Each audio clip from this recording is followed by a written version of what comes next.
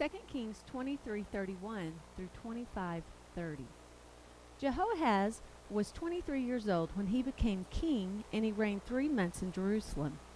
His mother's name was Hamuchel, the daughter of Jeremiah of Libnah. And he did evil in the sight of the Lord, according to all that his fathers had done. Now Pharaoh Necho put him in prison at Riblah in the land of Hamath, that he might not reign in Jerusalem. And he imposed on the land a tribute of 100 talents of silver and a talent of gold.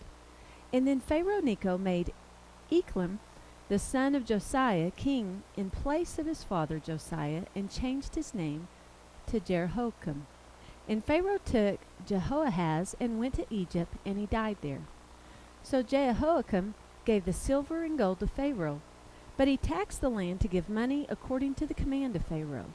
He exacted the silver and gold from the people of the land, from every one according to his assessment, to give it to Pharaoh Necho. Jehoiakim was 25 years old when he became king, and he reigned 11 years in Jerusalem. His mother's name was Zebudah, the daughter of Pedaiah of Ramah. And he did evil in the sight of the Lord, according to all that his fathers had done. In his day, Nebuchadnezzar, king of Babylon, came up, and Jehoiakim became his vessel for 3 years. And then he turned and rebelled against him. And the Lord sent against him raiding bands of Chaldeans, bands of Syrians, bands of Moabites, and bands of the people of Ammon. He sent them against Judah to destroy it, according to the word of the Lord, which he had spoken by his servants the prophets. Surely at the commandment of the Lord this came upon Judah, to remove them from his sight because of the sins of Manasseh, according to all that he had done, and also because of the innocent blood that he had shed, for he had filled Jerusalem with innocent blood, which the Lord would not pardon. Now the rest of the acts of Jehoiakim, and all that he did, are they not written in the books of the chronicles of the kings of Judah? So Jehoiakim rested with his fathers, and then Jehoiachin his son reigned in his place. And the king of Egypt did not come out of his land any more, for the king of Babylon had taken all that belonged to the king of Egypt, from the brook of Egypt to the river Euphrates. Jehoiachin was 18 years old when he became king, and he reigned in Jerusalem 3 months. His mother's name was Nehushta, the daughter of Elnathan of Jerusalem, and he did evil in the sight of the Lord, according to all that his father had done. At that time the servants of Nebuchadnezzar, king of Babylon, came up against Jerusalem, and the city was besieged. And Nebuchadnezzar, king of Babylon, came against the city as the servants were besieging it.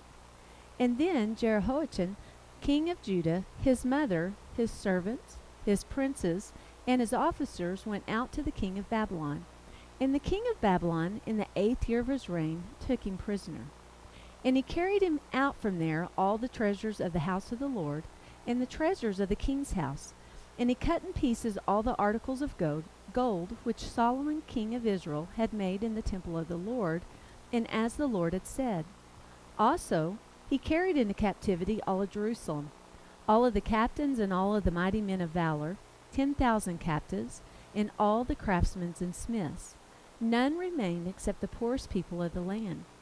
And he carried Jehoiachin captive to Babylon, the king's mother, the king's wives, his officers, and the mighty of the land he carried into captivity from Jerusalem to Babylon. All the valiant men, 7,000, and craftsmen and smiths, 1,000.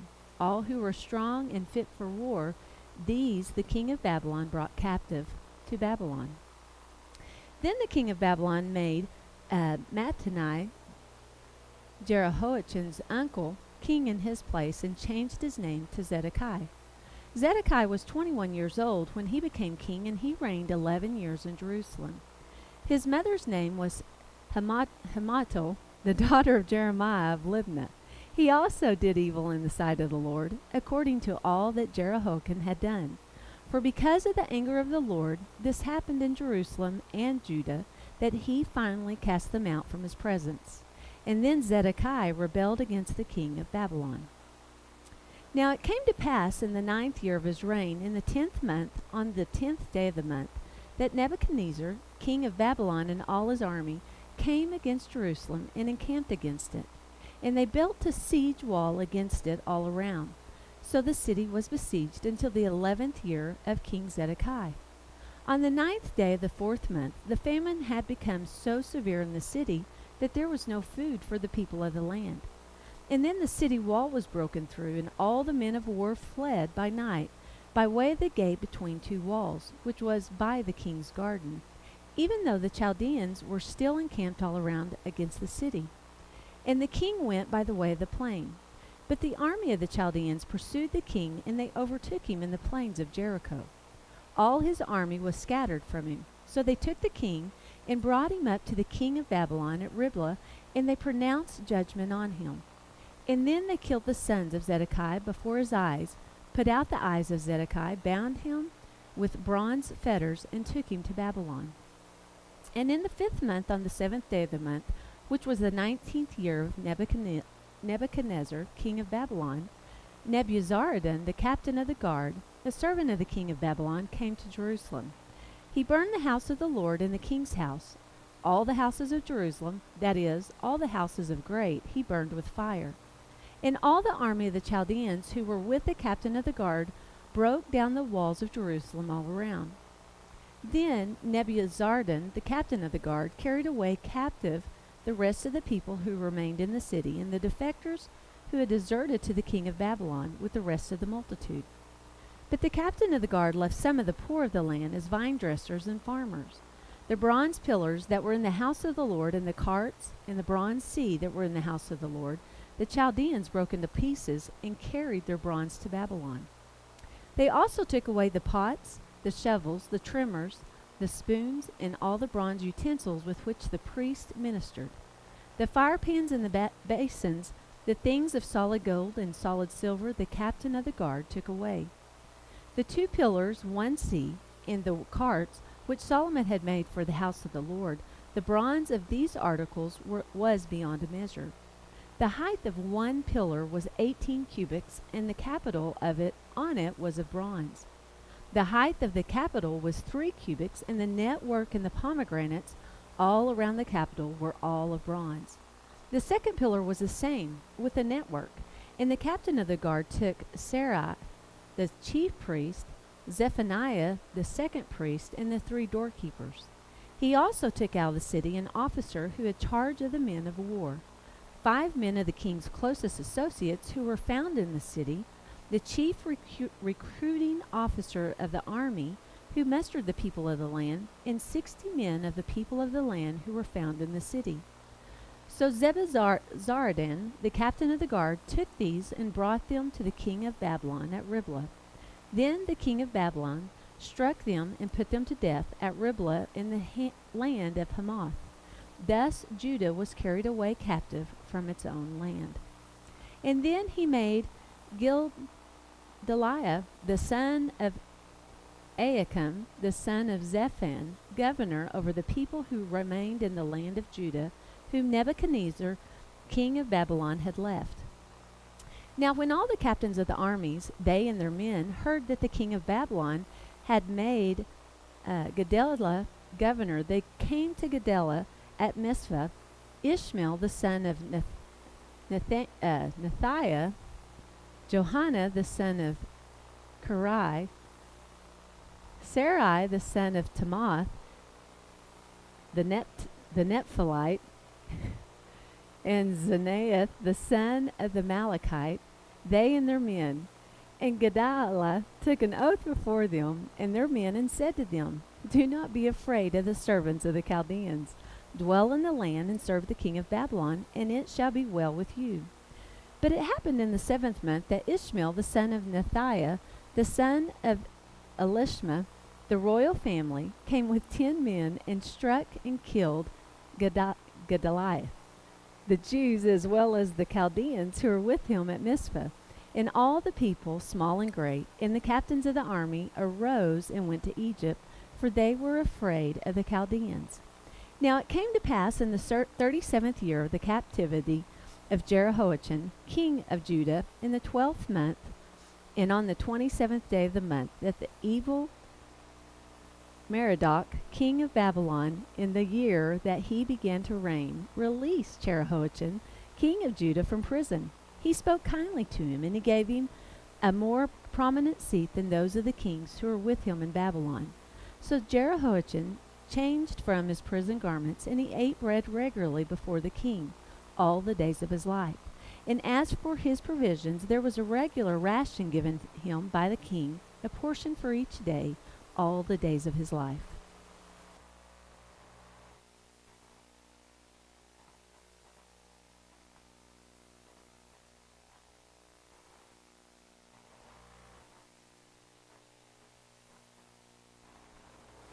Acts 22:17 through 23:10.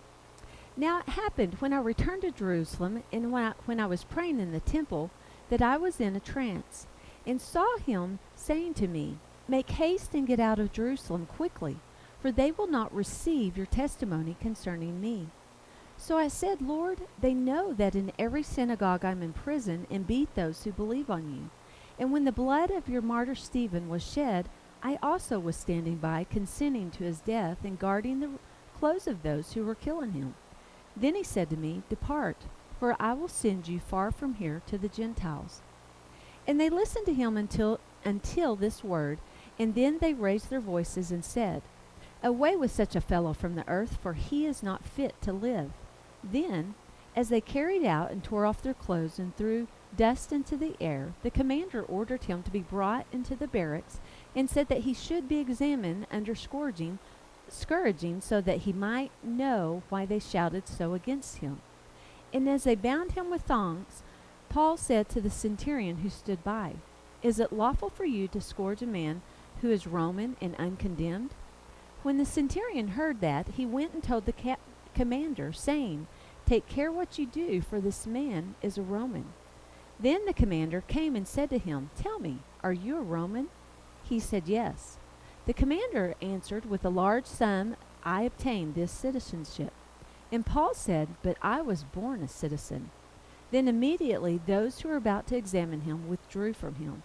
And the commander was also afraid after he found out that he was Roman, and because he had him bound. The next day, because he wanted to know for certain why he was accused by the Jews, he released him from his bonds and commanded the chief priests and all their council to appear, and brought Paul down and set him before them. Then Paul looked earnestly at the council and said, Men and brethren, I lived in all good conscience before God until this day. And the high priest Ananias commanded those who stood by him to strike him on the mouth. Then Paul said to him, God will strike you, you whitewashed wall, for you sit to judge me according to the law, and do you command me to be struck contrary to the law? And those who stood by said, Do you revile God's high priest? Then Paul said, I did not know, brethren, that he was the high priest, for it is written, You shall not speak evil of a ruler of your people. But when Paul perceived that one part were Sadducees and the other Pharisees, he cried out in the council, Men and brethren, I am a Pharisee, the son of a Pharisee.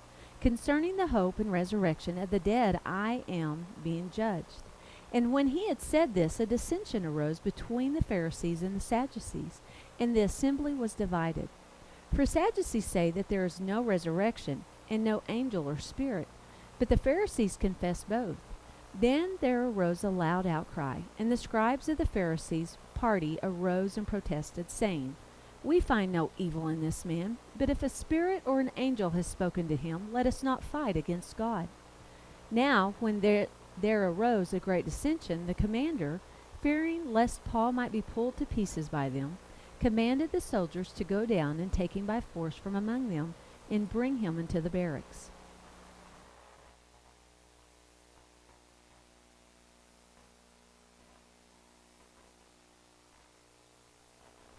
Proverbs 18:13. He who answers a matter before he hears it, it is folly and shame to him.